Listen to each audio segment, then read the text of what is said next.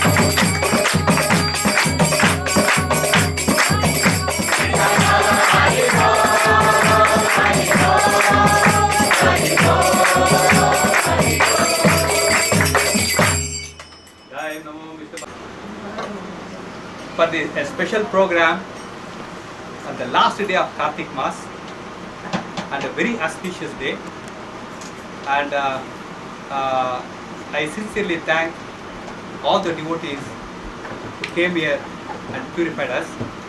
And in this occasion we have so many programs which is tied up one after the other. Today we have a Tulsi Vivaha, today we have a Govardhana in front of you, and also the Bhishma Panchaka, and moreover, since it's the last day, you will going to hear so many wide explanation and description and the pastimes of the importance of today. I request His Grace Ananda Gauranga Prabhu to speak about some pure devotional service, so that everybody will get benefited with this, and they'll go back to God in this life itself. So, for a brief information regarding Ananda Gauranga Prabhu, Ananda Gauranga Prabhu Bhagavate Vasudevaya. Om Namo Bhagavate Vasudevaya. Om Namo Bhagavate Vasudevaya. Om Namo Bhagavate Vasudevaya. Om Namo Bhagavate Vasudevaya. Om Namo Bhagavate Vasudevaya.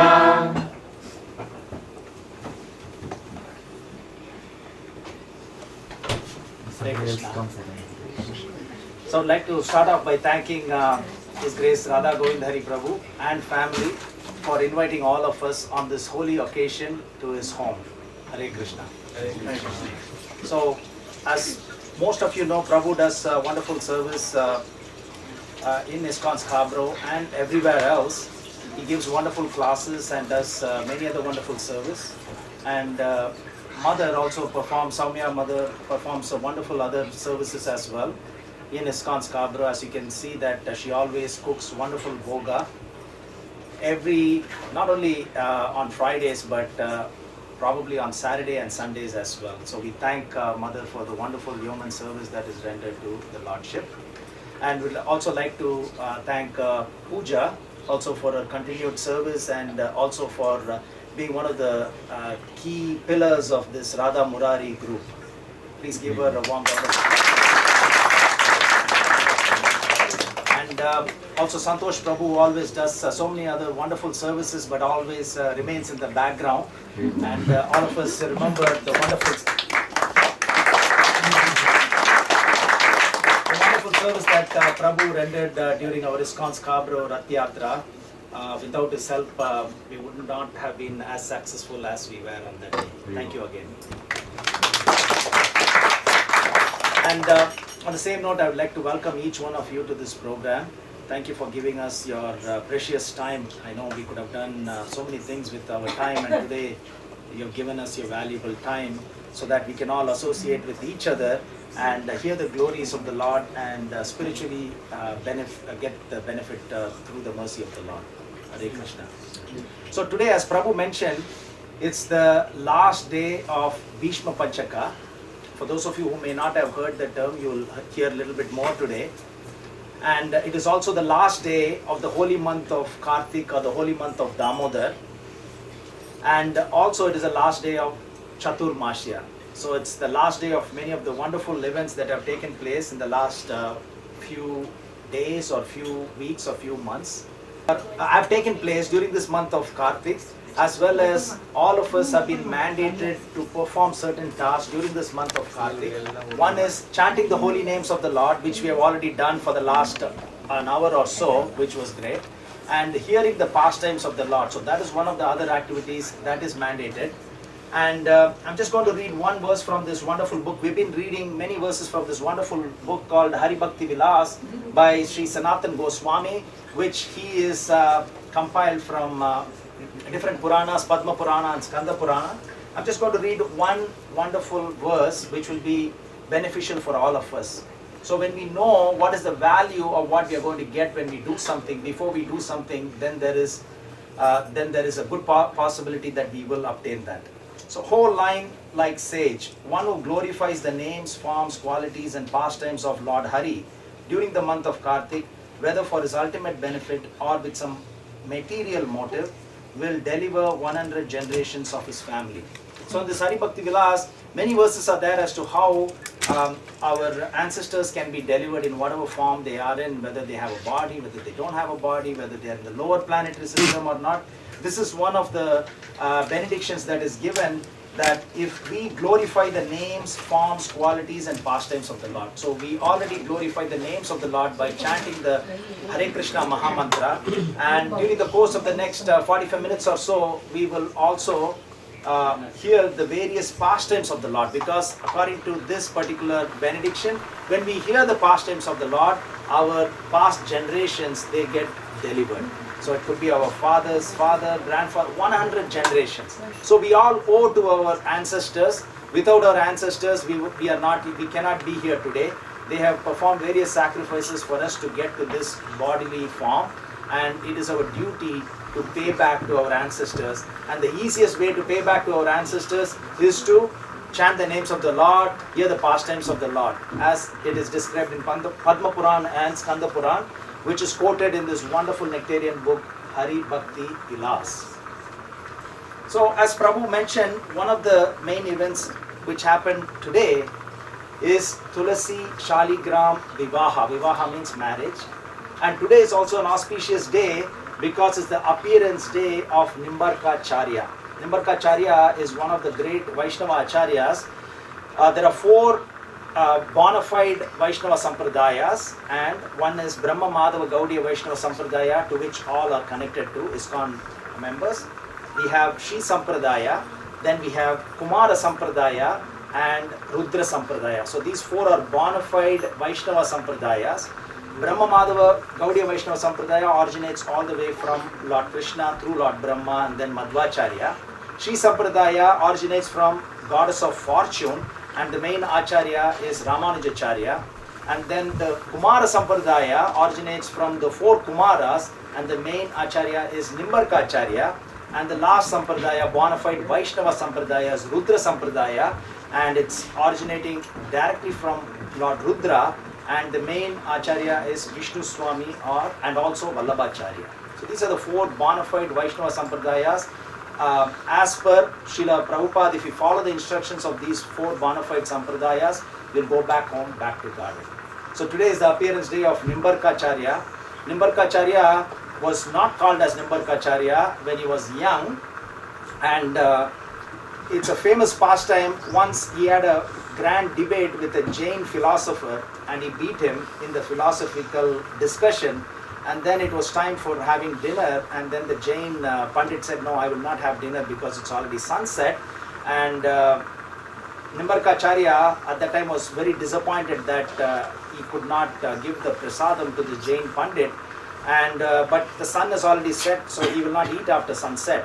So immediately with his spiritual powers, he made the sun rise again, and that's how he got the name Nimbarka. Arka means sun in Sanskrit, along with other terms like Aditya.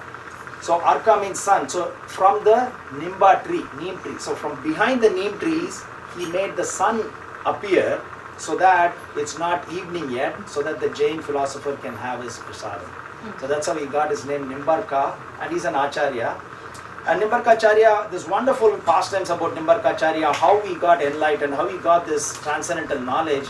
Once he was offering some bay leaf to Lord Shiva during Shivaratri along with other Brahmins, and then Lord Shiva gave the benediction, go to this Nimbarka forest, and then the four Kumaras are present there and they'll teach you the transcendental knowledge. So Nimbarkacharya goes to that forest, and the four Kumaras are there, and they were so bright like millions of suns, and he falls at their feet like a rod, and then they give him, eventually they give him that Sanat Kumara Samhita book and tell him to follow this and worship Radha and Krishna. And he does that. Eventually, Srimati Radharani and Lord Shri Krishna appear directly to Nimbarkacharya, and they give him a very confidential future pastime that is going to occur. They tell him that in the future, we are going to appear in a combined form of Lord Chaitanya Mahaprabhu. So Nimbarkacharya's appearance and when he lived was many years before Chaitanya Mahaprabhu can appear. So he said that Lord Krishna and Srimati Radharani said that we'll be appearing in this combined form of Lord Chaitanya Mahaprabhu, and at that time you Nimbarkacharya will be appearing as Keshava Kashmiri. For those of you who follow Chaitanya Charitamrita, Keshava Kashmiri is one who goes on to debate many great personalities throughout India, and he was very proud. So he said, you will be Keshava Kashmiri and you will be very proud, and we will appear in the combined incarnation of Lord Chaitanya Mahaprabhu, and then I will defeat you in the debate, and then you will be purified.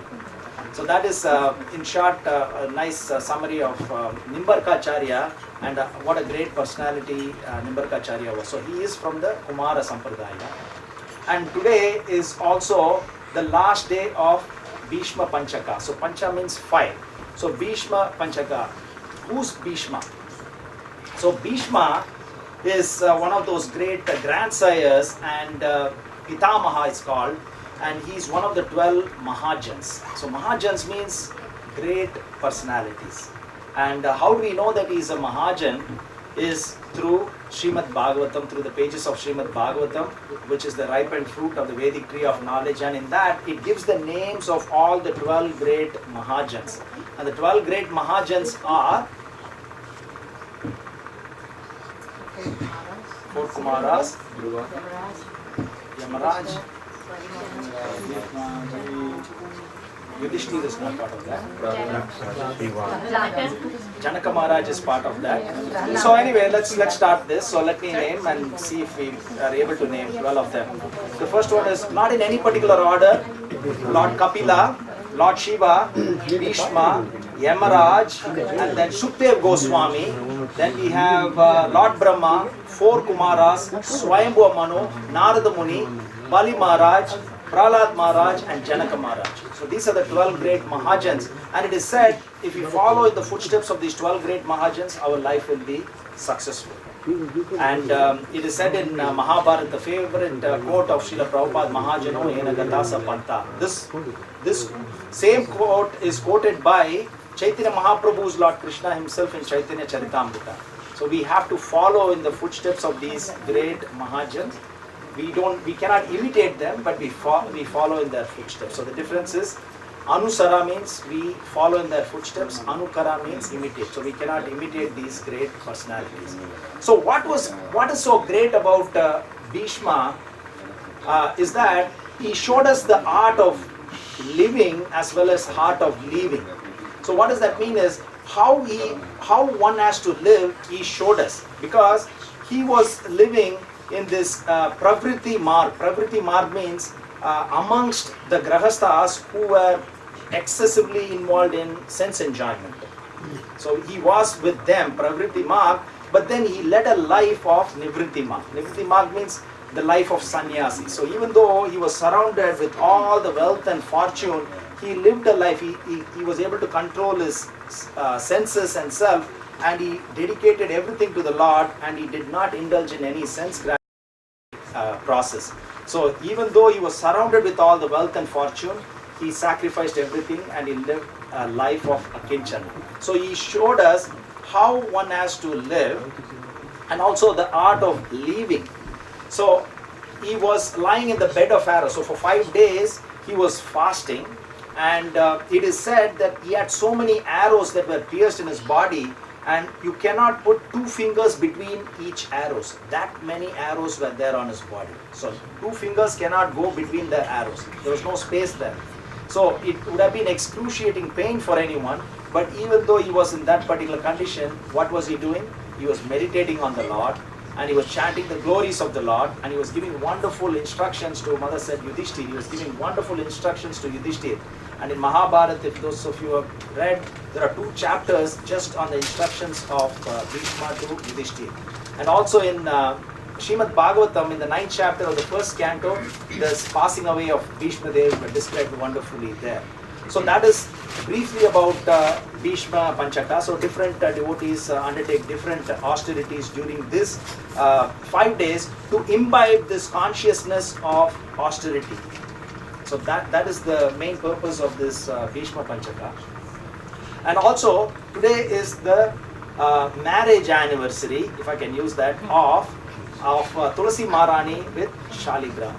So we'll try to understand a little bit more about this wonderful pastime, but it's a very intimate pastime, so I don't want to go too detailed into this particular pastime, so we'll just understand the shallow part of this particular pastime in summary.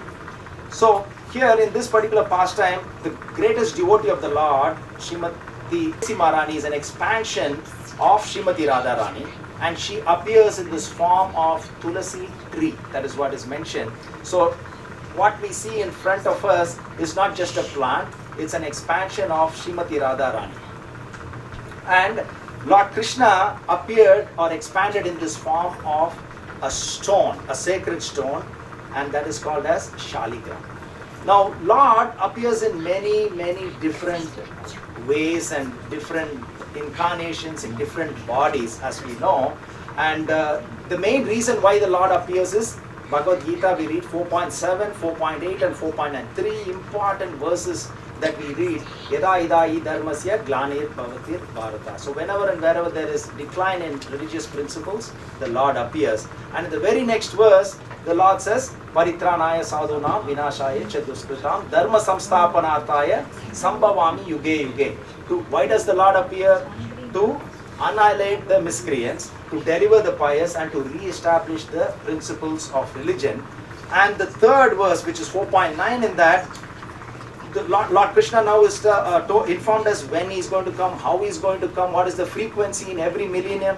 And in the 4.9 verse, Lord Krishna explains, Janma karma chame divyam evam yo veti tatvata yaktva deham punarjanma neti mam veti sorjuna. So here Lord Krishna says, one who understands my transcendental appearance and activities upon leaving this body will not get another birth. So he will reach my abode.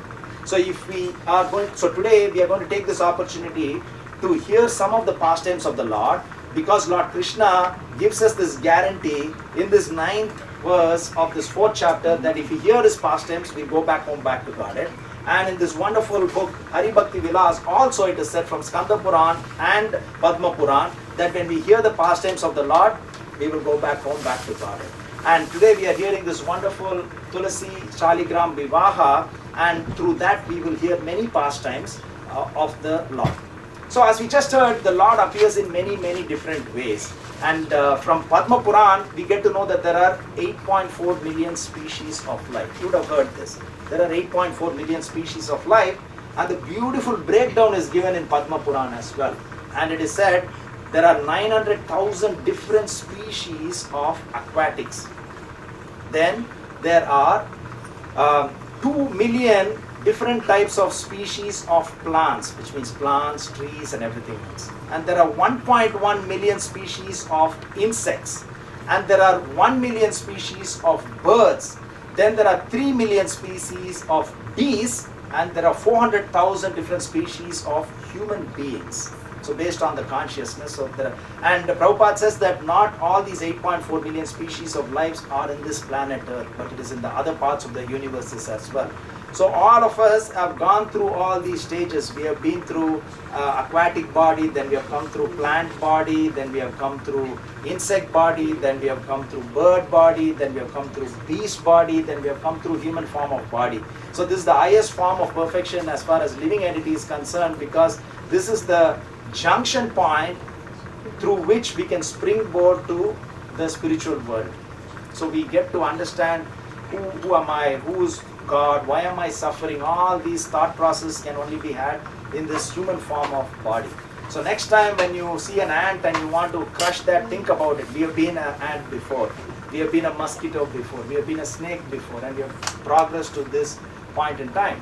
So when you think about it, the stone, the sacred stone, that this Shaligram Shila is not even part of this 8.4 million species of life. It is even below that. It's non-living entity, if I can use that word. And the Lord expanded as Shaligram Shila.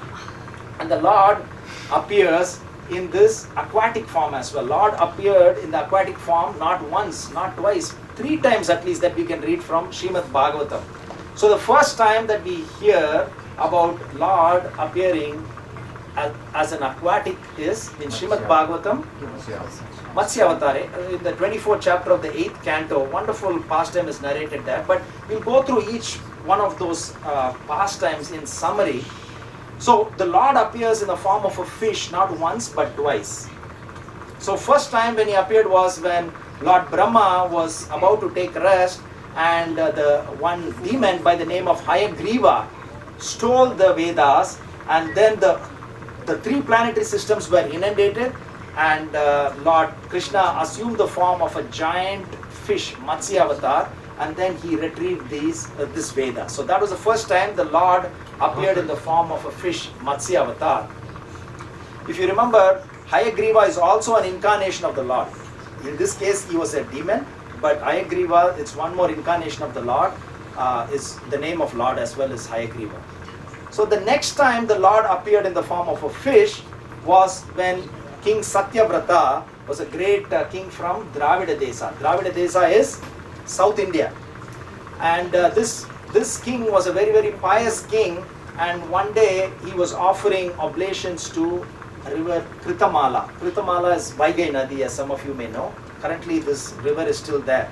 And this Kritamala river is mentioned in Srimad Bhagavatam in the 11th canto when Karabhajana Muni was explaining about how the devotees from even the other yugas like Satya Yuga are very, very eager to take birth in Kali Yuga, because there are wonderful devotees who are from who are born close to these wonderful rivers like Kaveri, Kritamala, Payasvini, Mahanidhi.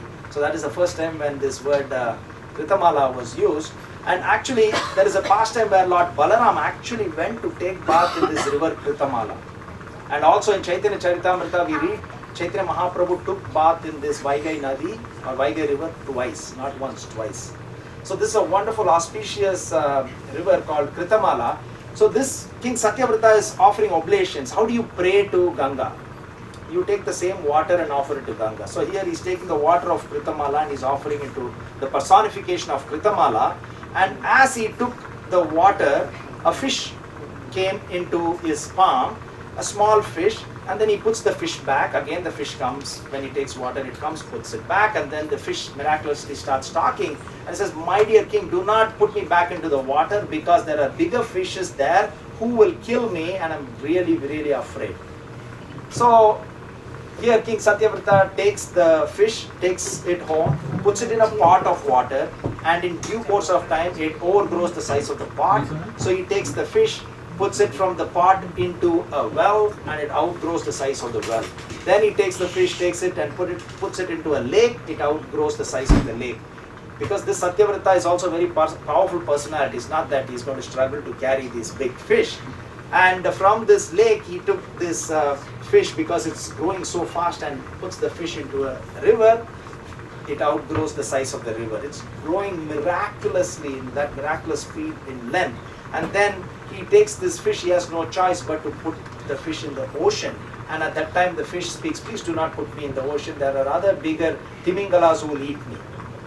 He has no choice, which is bigger than the ocean. At that time he folds his hands together and he says, "Please identify yourself, please tell me who you are." And at that time the Lord identifies himself as the Supreme Personality of Godhead, and he says, in 7 days time there's going to be inundation of this Bhuloka, Purloka and Swargaloka. There's going to be complete inundation. I'm going to send you a huge boat, put all the herbs and shrubs and living entities and everything else, including the 7 Sapta Rishis, the 7 great Rishis, because they are needed as the light for the boat. Because there's no light, there's only flood. So their body is so effulgent that there will be illumination. And then the Lord assumes the form of this Matsya Avatar, and in 7 days he appears, and his length was 8 million miles. So it's just mind-boggling, different era.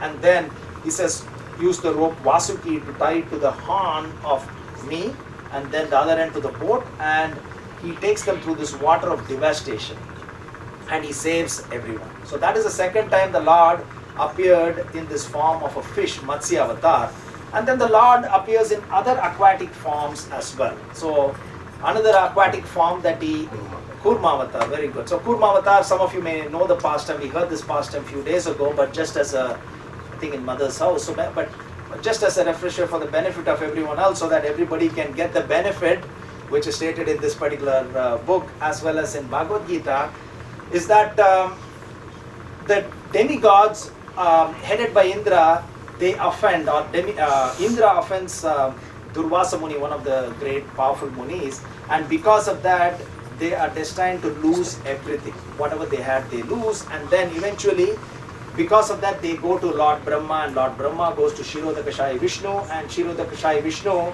instructs them, now churn the ocean of milk using the Mount Mandara as the rod and use Vasuki as the rope and churn, and then you will get the nectar from the ocean of milk.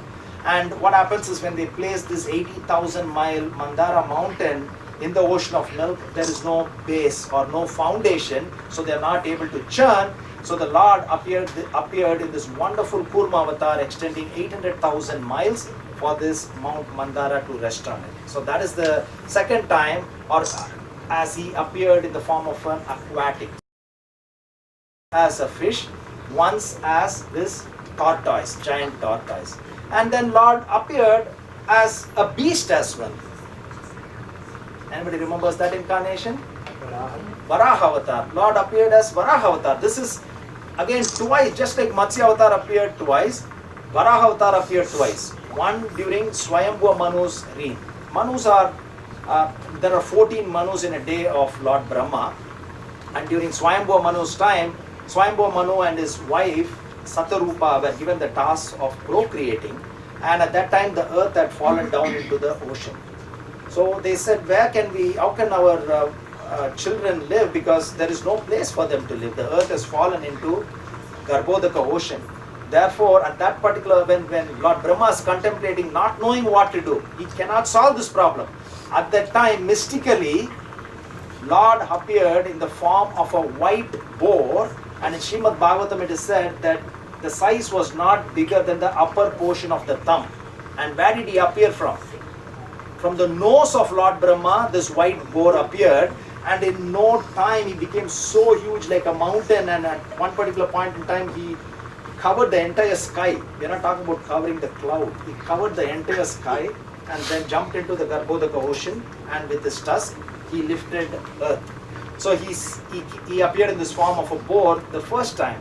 And during the other Manu, Chakshusha Manu's time, that was the time when the demons Hiranyaksha and Hiranyakashipu were terrorizing the three planetary systems, and at that time Hiranyaksha was in the mood of fighting. If you know the pastime, they're Jaya and Vijaya, and so they were cursed by the four Kumaras, and he was in the mood to fight. And at that time he goes to heavenly kingdom. When Hiranyaksha goes to heavenly kingdom to fight, nobody is there in the heavens. The heaven is totally vacant because they are totally scared of him. It is said in Srimad Bhagavatam that they are all running away and getting scared, like how the snakes get scared when they see Garuda. So there's nobody there, and he's still desperate to fight with somebody, but there's nobody equal to him. They're all running away. Then he jumps down to Vibhavari. Vibhavari is the headquarters of Varuna, into the ocean. And he goes to Varuna, I want you to fight with me. And Varuna says, I quit fighting because I'm too old. And he's thinking, who can I fight with? And Varuna says, the only person who can fight with you is Lord Vishnu. And at that time, he's coming to fight with Lord Vishnu, and Lord Vishnu in the form of Lord Varahadev in the red colored boar. At that time, he was actually saving the earth for the second time because it had fallen into the ocean again. This time it was because of Hiranyakshas. He actually did something so that the balance of the earth was shifted and it fell down, because he was too eager to get as much gold as possible, and the delicate position of the earth was not in balance and it fell down. So the Lord was lifting, and at that time he's using very, very bad language on the Lord. He's an ampi, amphibious beast, and Lord is a fool and rascal, and Lord used the power of his renunciation, and he did not react because he wanted to lift the earth and bring it to the right position. He didn't want to leave the earth again into the ocean and fight. So he showed his power of renunciation, placed it in its orbit, and then he went down, and there was a massive fight. Srimad Bhagavatam describes this in detail, and then finally he slapped the root of his ear, and then Hiranyaksha died. So the Lord appeared twice in the form of boar, and of course the most famous avatar, the Lord appeared in the form of half man and half lion, and to save Prahlad Maharaj, just to keep all the promises, all the benedictions that were given to Hiranyakashipu by Lord Brahma. He made sure that all the promises and benedictions are kept intact, but still killed him, because Hiranyakashipu had asked for benediction that he cannot be killed outside or inside. I cannot be killed in the air or in the land. I cannot be killed by any weapon. I cannot be killed by man or an animal. So during the day or in the evening, all these benedictions were kept. He thought he was very smart because he wanted to cover off everything so that he cannot be killed. But Lord Narasimhadev kept all the benedictions intact, whatever Lord Brahma gave, but still he killed him because he put him on his lap, which is not up or not in the air or in the ground. He killed him with his nails, which is not a weapon as such. He was not killed by man or animal because he came in the form of half man, half lion, and he was in the doorway. It is not inside nor out. So all the benedictions were kept intact, but still he killed Hiranyakashipu. And of course the Lord appeared in another uncommon form, was this Vamanadev. You have some more time? So Vamanadev is another incarnation of the Lord where he appeared as a dwarf.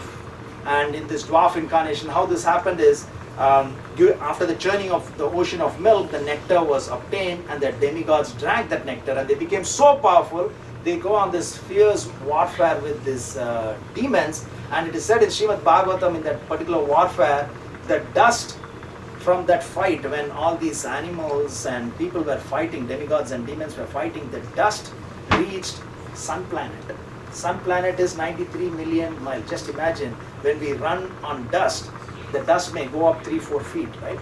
So here in this fighting, the dust went 93 million miles.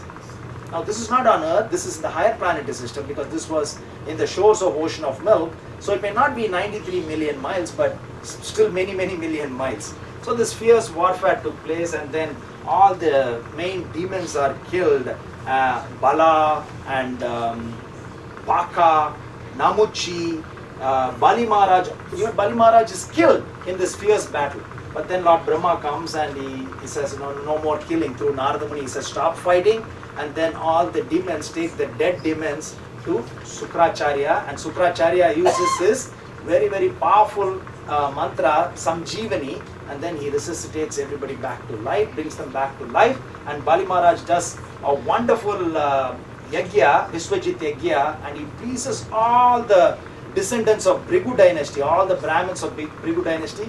So even though the demigods drank the nectar and they got so much power, just by pleasing the Brahmins and by pleasing the spiritual master, Bali Maharaj obtained so much power that he started marching from earth to heaven to fight. And then Indra is seeing this effulgent personality coming, charging towards Indraloka, and he asks his spiritual master Brihaspati, my dear Lord, what can I do? He's coming with so much of power. Brihaspati said, run and hide. That's your only course. You don't have a chance at all. Run and hide. So all the demigods are in disguise. They all hide everywhere else. And Bali Maharaj rules this wonderfully, all the 3 planetary system. And what happens, because the demigods are all in disguise and they are hiding, they don't have a home, the mother of demigods, Aditi, performs wonderful sacrifices, Payovrata sacrifice, very severe austerity, and then prays to the Supreme Personality of Godhead. And the Lord Vishnu says, okay, I'm going to appear as Lord Vamanadev in your womb. And Lord Vamanadev appears, and you know the story as to how he took the entire kingdom from Bali Maharaj. He took everything else in these 2 steps itself, and he took everything from Bali Maharaj by placing the 3rd step on his head. So the Lord appeared in many wonderful forms. Now these pastimes, even when we have heard it before, it's always so wonderful to hear it again and again. But one particular pastime you may not have heard was when Lord Krishna assumed the form of a cow. So this is in the 7th canto of Srimad Bhagavatam. At that time, so this always back and forth, demigods winning, after some time demons winning. So in this particular pastime in the 7th canto, the demons are destroying the demigods at that time. And one of the main reasons is there was a great demon by the name of Maya Danava, and this Maya Danava has made 3 invisible aeroplanes for the demons. 3 invisible aeroplanes. That means arrows can come from nowhere, but nobody can kill them because they are invisible. So the demons are in these invisible aeroplanes, 3 aeroplanes made of silver, gold, silver and iron, and they are sitting on it and they are destroying all the soldiers of demigod and the demigods, but the demigods were helpless in this case, according to Srimad Bhagavatam. So they go to Lord Shiva, and Lord Shiva is able to see them. And Lord Shiva takes his bow and arrow, and he releases arrows that were like beams from sun planet. Such powerful arrows were sent towards these demons who are all in these 3 invisible aeroplanes, and they get hit and they all fall from this invisible aeroplane down. But wherever this aeroplane is going, there is a nice well that is going with the aeroplane as well. So the aeroplane is going, the well is going with them. Now what is this well? This well is got Mrita Sanjeeva Itari. It's called Mrita Sanjeeva Itari. That means when these dead people fall into this, they tumble down, lose their life, fall into this, and they wake up like powerful as thunderbolts. They get back their life so much more powerful. So again, that is the power of this Maya Danava. So he created this well that is moving along with this invisible aeroplane as well. So then at that time, this was a big predicament to all the demigods as to what needs to be done. And Lord Vishnu appeared, he took the form of a cow, and he asked Lord Brahma to appear in the form of a calf. So the calf and the cow, they go and they drink this Mrita Sanjeeva Itari from these 3 wells during broad daylight.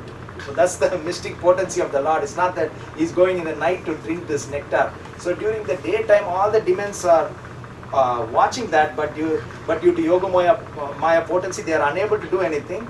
So Lord in the form of a cow, Lord Brahma in the form of a calf, they go and drink all the Mrita Sanjeeva Itari, and then they go away.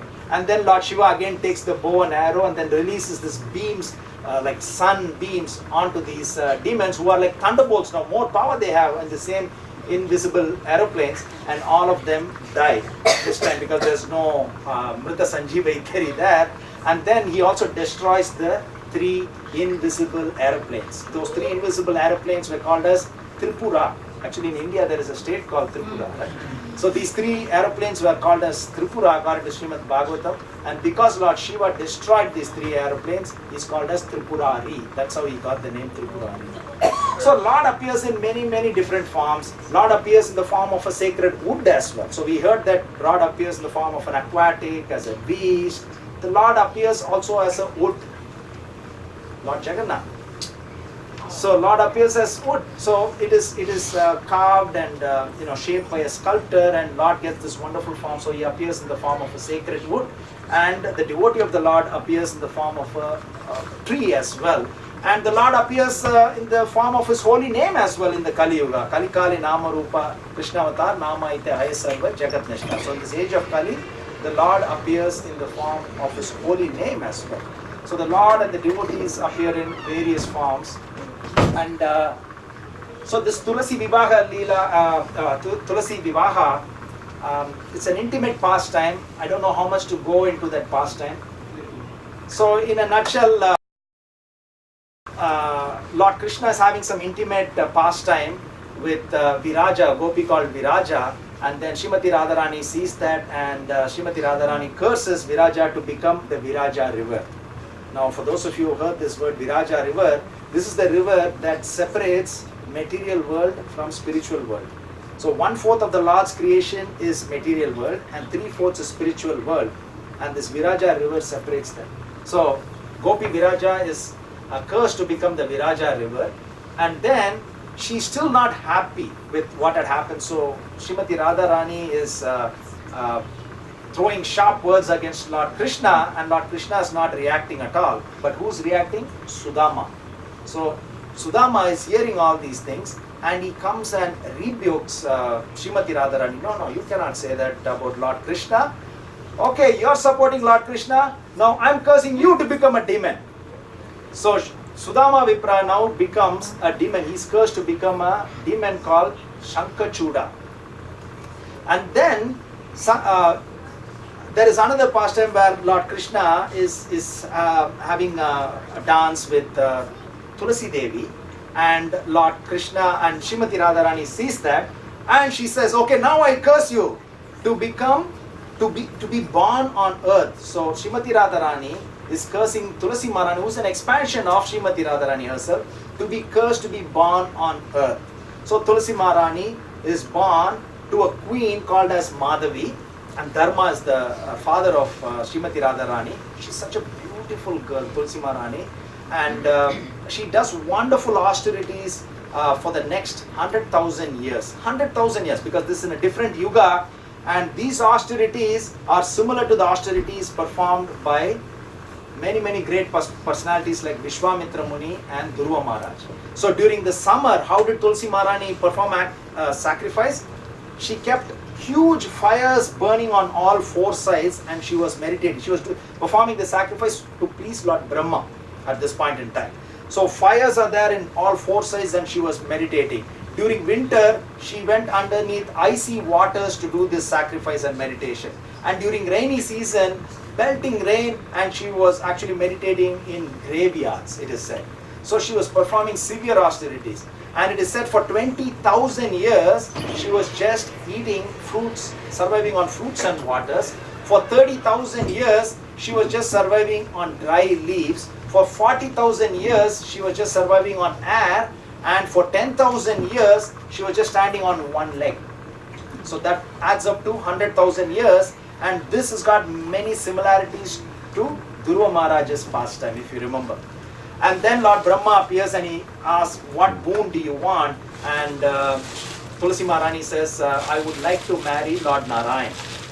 And at that time, Lord Vishnu says, an expansion of Lord Krishna is Sudama.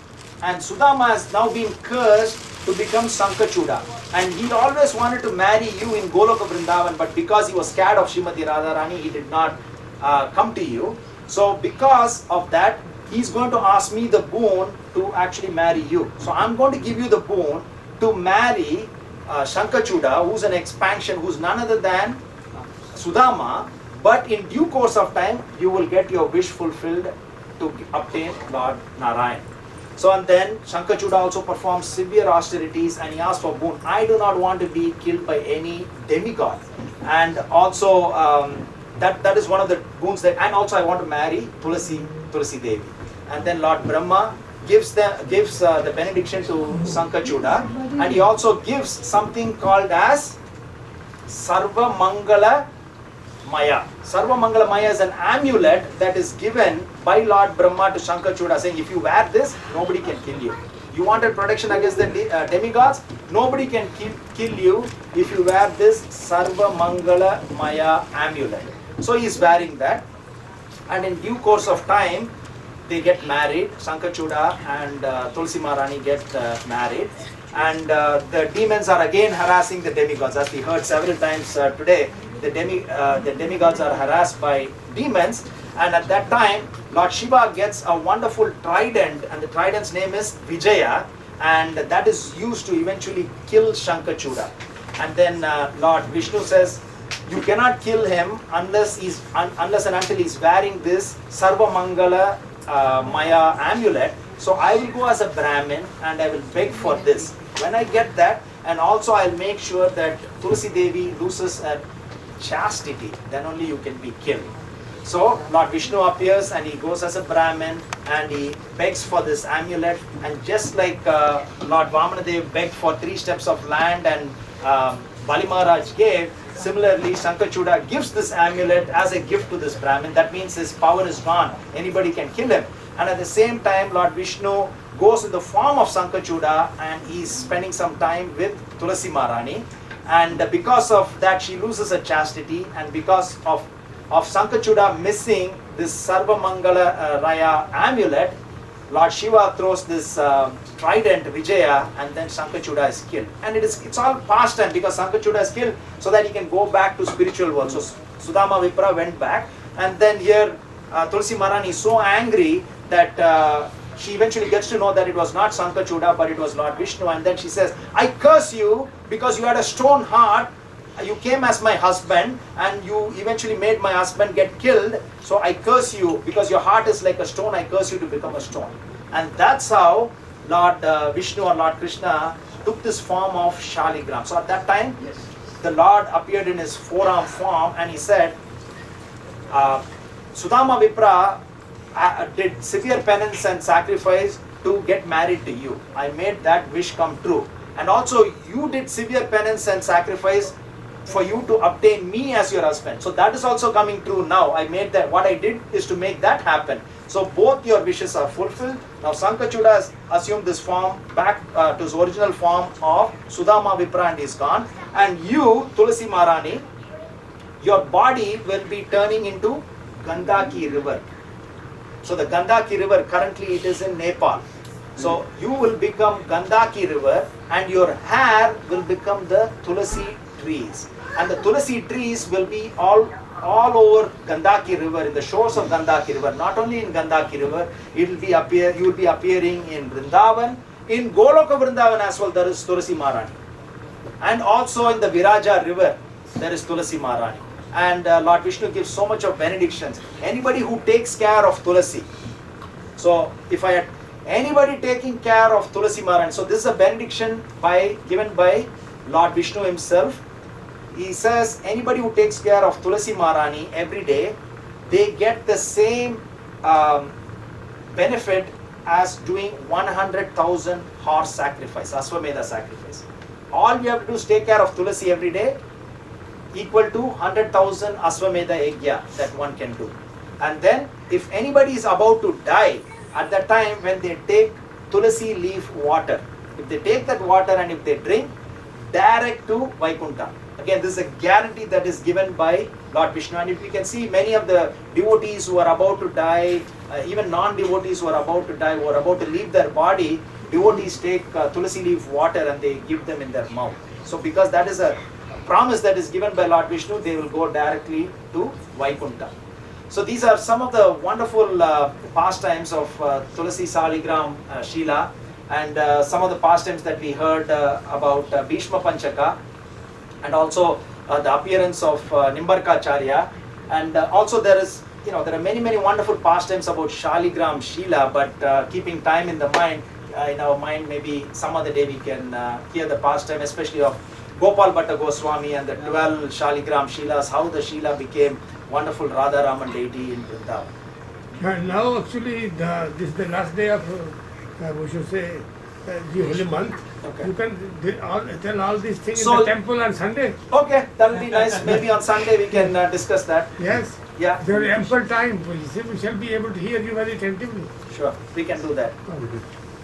And also one other benediction is, this is an important benediction. Now the devotees and some of the new devotees do wear Tulsi Kanti Mala in our neck.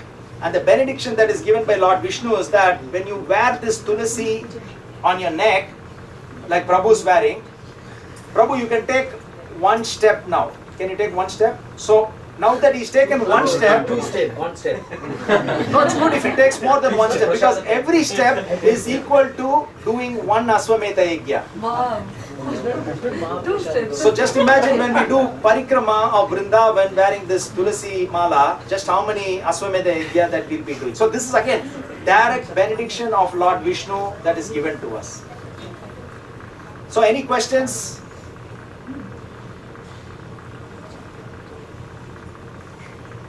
Srila Prabhupada ki Jai. Gaur Premanande. Hare Krishna.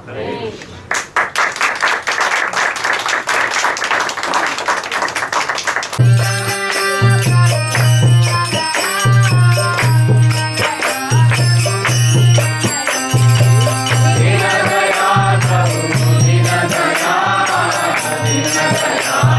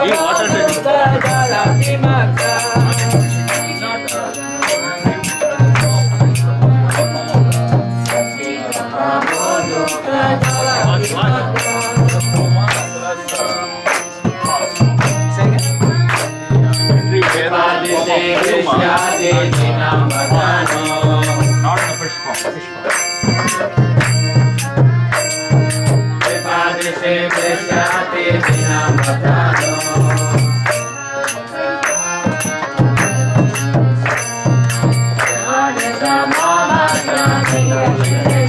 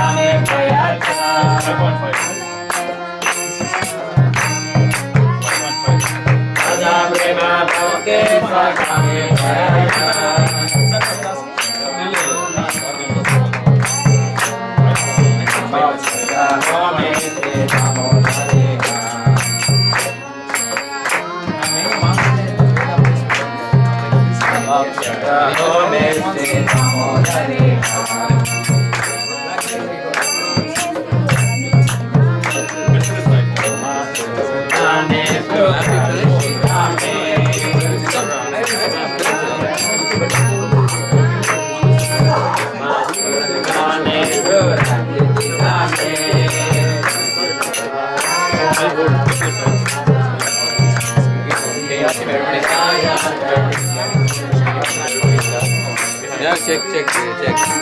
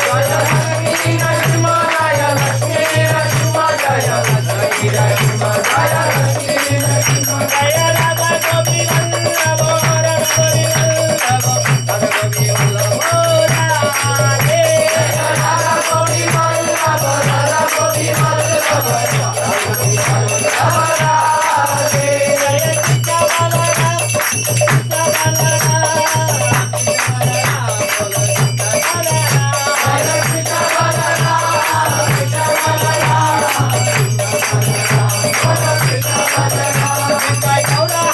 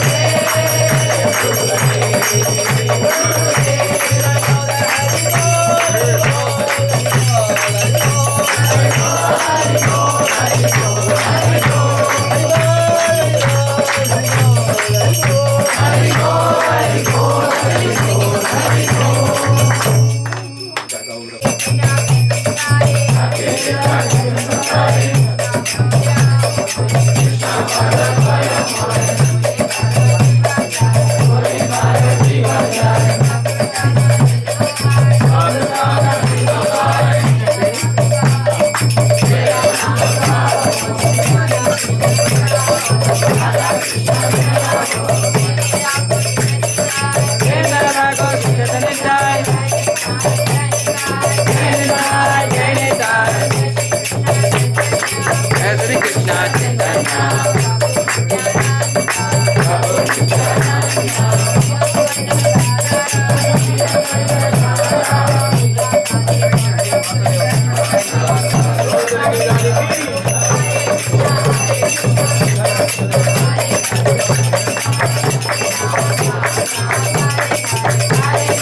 Hare Krishna Krishna Krishna Hare Hare Radha Gopi Vallabha Mahaprasad ki Radha Damodar Mahaprasad ki